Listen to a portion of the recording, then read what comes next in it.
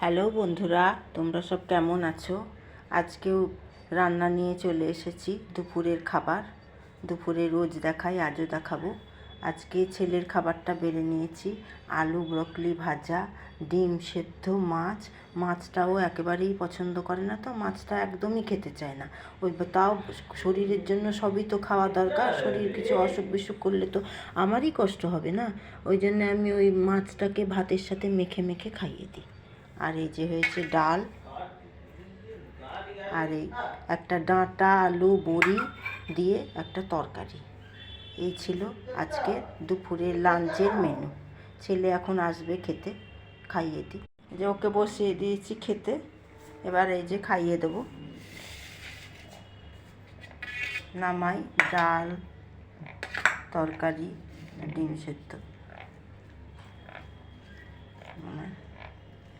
এবার খাইয়ে দেবো, খাইয়ে টাইয়ে দিয়ে তারপরে আবার আমার সব দৈনন্দিন নিজের জীবনের সমস্ত কাজ শুরু। গ্যাস ম্যাস পরিষ্কার করব, সব করব। খাও। এই যে এখন এই ডিম দেখেছে, সমান ডিমটাকে হাত দিয়ে দিয়ে দেখাবে। কি খাবি? হ্যাঁ দিব তো। আগেই যদি ডিমটা খেয়ে নিবি তাহলে হবে? হুম, দিব তো, তোর জন্যই তো এনেছি ওটা।